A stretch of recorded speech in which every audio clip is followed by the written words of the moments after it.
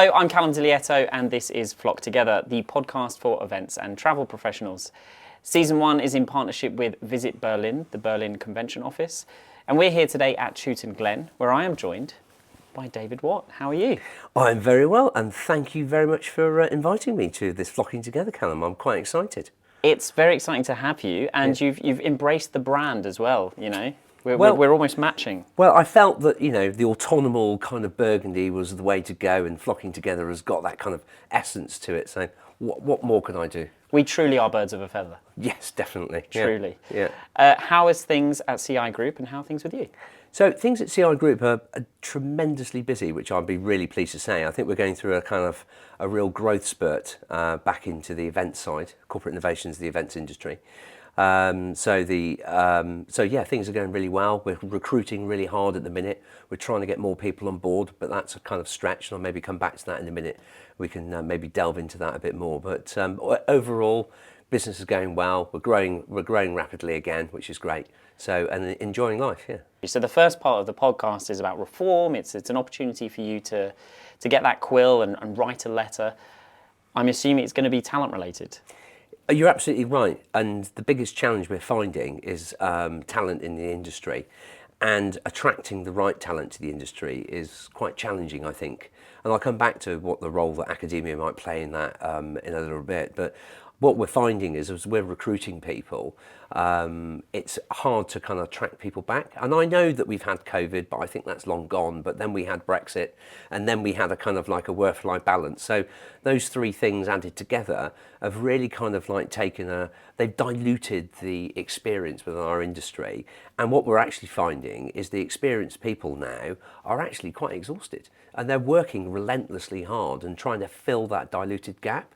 So I think that, you know, my calling or my letter to the industry is about how we need to reach out to academia, get them to actually put in more courses, get them to put in better courses that have a more breadth across the UK, and also look at the way that that we can kind of maybe bring up the pay gap as well a little bit in our industry, because I think sometimes our clients kind of really want to take us on to, you know, value and build those relationships. But unfortunately, sometimes what they do is they look at the cost of everything, and sometimes they forget about the value that we build into the relationships, and those relationships that then grow for their customers.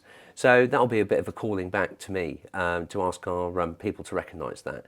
And also have a minute and look at Power of the Events.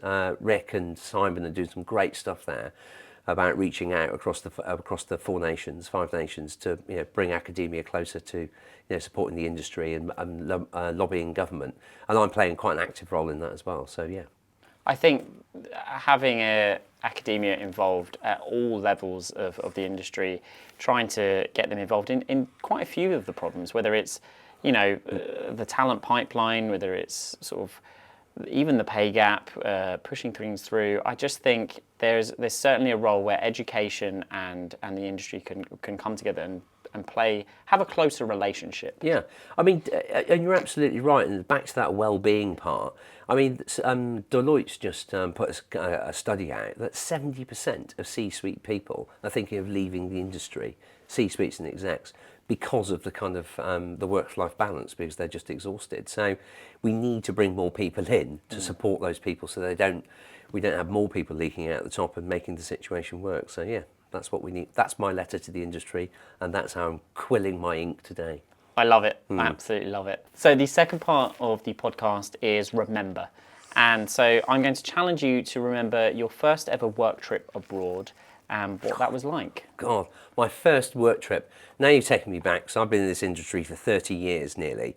So I joined Corporate Innovations in 1996, I think, as when it was a hospitality business, and we were just trying to move into the MICE industry, the meetings, incentive, you know, conference, exhibition. And we'd made a lot of relationships, well, I'd say, around the hospitality table that, you know, everything from Wimbledon to the British Grand Prix to, you know, every Premiership game to rugby games. And we'd had a great run, and the business was growing really, really well. And I joined it just at that point where it was really taking off. And so my first ever trip, overseas trip, was actually to Courchevel on a skiing trip. And I didn't know, I'd never been skiing before in my life at the age of 26, Love that. 25, 26. So I was presented with a group of 30 people, and this is back in the days when mobile phones were only just taking off, and Orange, or Hutchinson Power at the time, sponsored the trip. And it took 30 people away, took them skiing. I learnt to ski, which was great. I stayed in the Trois Valley Hotel, which is still there today, which is one of the most beautiful hotels in Courchevel. And there were a couple of parts of the trip that I remember. One part was they took us out at the bottom of a ski slope, and they all got us into one of these bright orange rafts, and they were letting us down an Olympic ski slope. And I said to the guy, I said, "Have you done the health and safety check?" And he said, "Yes, of course I have." He said, "There are two parts of the health and safety I need to brief all of the clients on." I said, "What's that?" He said, "If I say brace, brace, brace, you jump inside the boat as we're going down. If I say jump, that's the last thing you'll hear of me." And luckily, it all went according to plan. But two of the guests that I remember on that trip was a guy called John Caldwell, and another guy who was famously, now obviously ran Phones for You, and built up a £1 billion business, and also Charles Dunstan, who's the guy that actually owned Carphone Warehouse. So those are two guys I met on that trip, and on from that, we then got into Orange and we grew the business, and then we were doing 2 years later we were doing events for Orange, for 30,000 people. So yeah, it's gone really full circle. Full circle. Yeah. I love that. Really good. What was your last work trip? So my last work trip is I went to Greece only about a couple of months ago, and we took 150 people, and we were doing a leadership conference for a big pharmaceutical company, and they were launching a factory in a place called Sumatra. And the factory was being built because of Brexit, COVID. So we did a big launch of the factory, and then we inventively we took a trip to apparently at the time I didn't realise, but Greek wine is very good. So we found a winery. And then we turned that into a load of breakout rooms, and we did a lot of conference activity in there. And then after that, we went back to the main hotel, and 150 people for a couple of days. Greek hospitality is fantastic. We were right on the Astra kind of river, which was a beautiful location. So yeah, quite a memorable trip. And we took over a hotel for 3 days, and I felt really sorry for the guests that were there, because we took over the pool, we took over the restaurants and everything. Anyway, at the end of the trip, I was a bit exhausted, so then I decided to take a couple of days at the Astra Palace, which is the Four Seasons. And I arrived there quite late at night, and I got into my room. It's a beautiful, beautiful hotel, and I had a little kind of cabin out on the balcony. Anyway, I opened up the door and walked out, and thought to myself, I could see a firework display going off. I thought, damn, I've come to a hotel and there's an event on. the irony. The irony where you're just like, oh, those event planners. Those event planners. After we've just annoyed the guests in the other hotel. Yeah. That's but no, brilliant. it was a very memorable trip, and yeah, it was very, very good.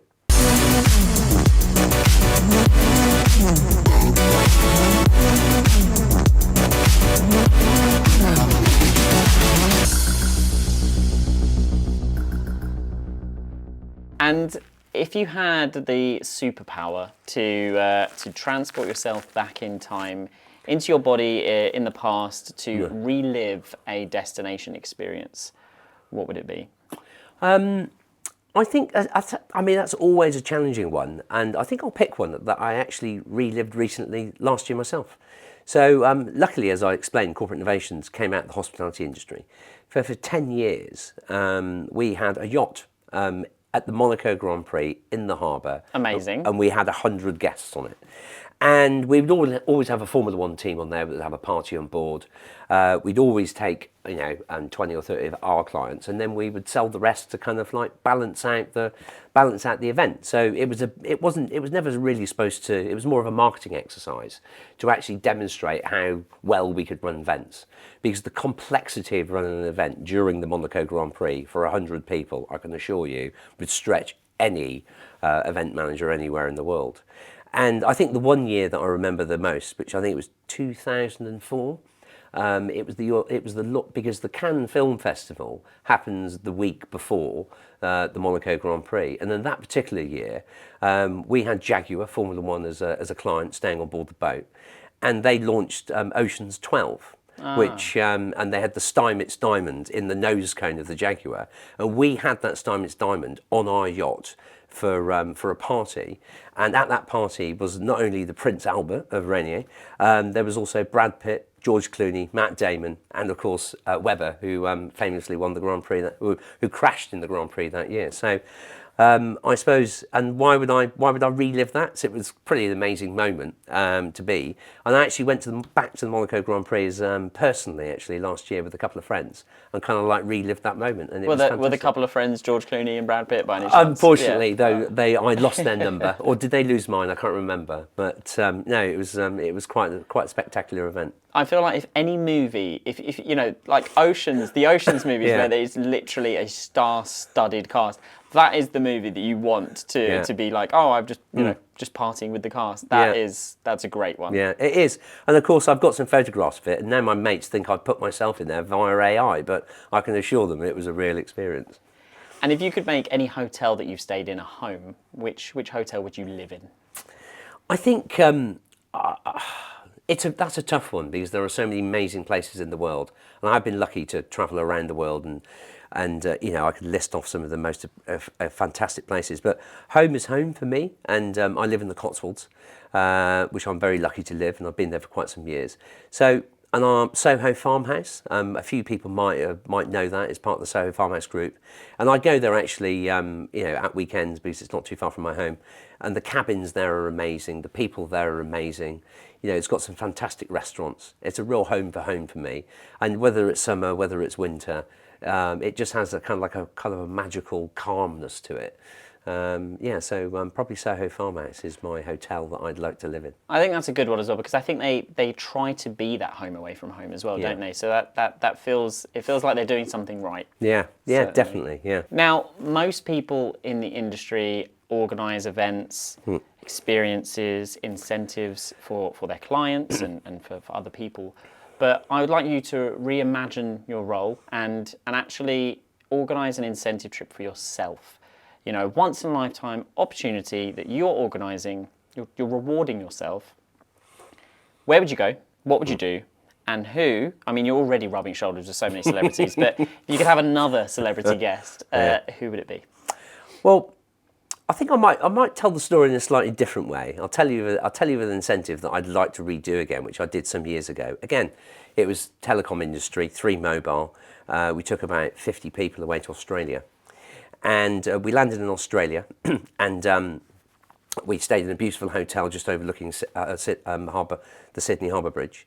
And then we got up in that morning, we climbed over the bridge, and then we got off the other side of the bridge, went and hired some Harleys, then we rode over the bridge on some Harley Davidsons, and then we took those Harley Davidsons and we rode those around to Bondi, we parked them up, and then we surfed out of Bondi Beach. We did our particular kind of, the surf bit there. Then we came back from Bondi Beach, and then we went out to the Blue Mountains, which are absolutely beautiful. Then we did abseiling in the Blue Mountains.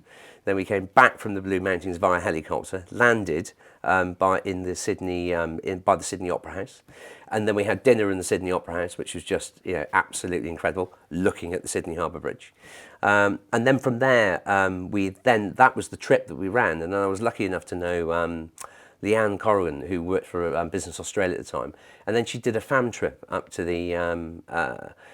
basically Whitsunday Islands. So after I'd left the clients, then I went up to the Whitsunday Islands, got onto a yacht, and then went over to the Whitsunday and stayed at the One and Only.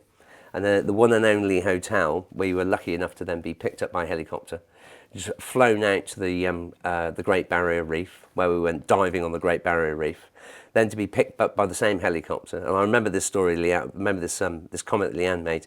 She said, "David, we've hired the Whitsunday, the sandy beach exclusively for you. We're going to take you there by helicopter, and you're going to have lunch, and it's going to be absolutely amazing." I said, "That's fantastic." So anyway, we duly landed, and there we are, kind of waking, and we can see the seaplane coming in. And I said, Leanne, what's that seaplane? I thought you said you hired it exclusively. She said, "Yes, that's your lunch arriving, David."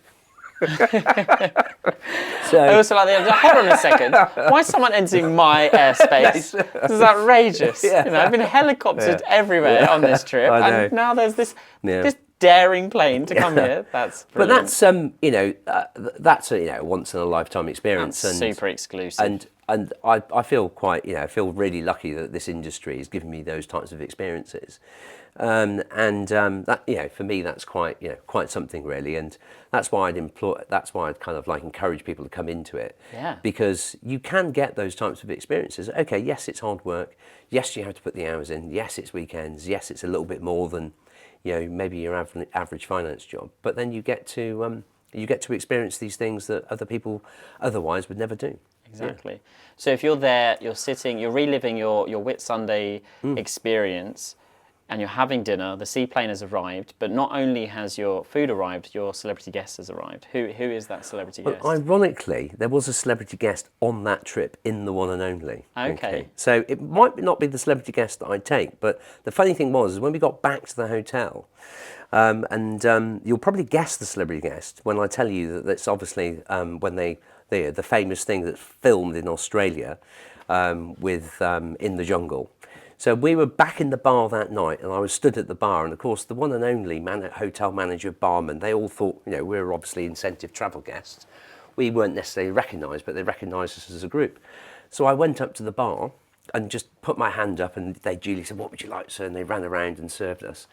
And I sat back down at the table. Anyway, only to be cut a dirty look by somebody that stood at the bar. And it was only Deck.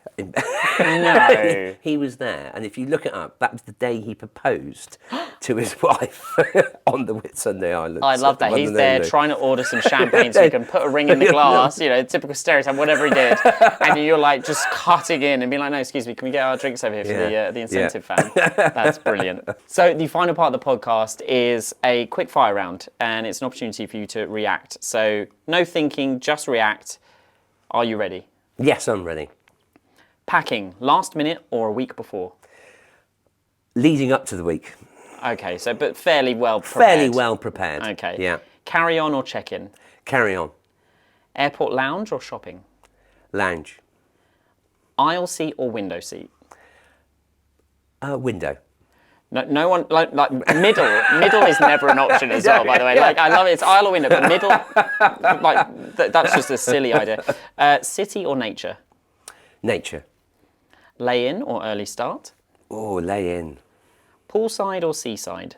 Seaside every time. Planned or spontaneous? Spontaneous. And finally, hotels, boutique or brands? Boutique. There we go. Well, thank you so much. It's been an absolute pleasure. And some incredible experiences. Yeah, great. Well, look, thank you for inviting me. And I'm really hoping that Flocking Together goes well. And you've definitely got all of our support at CI Group. Thank you. Thank you very much.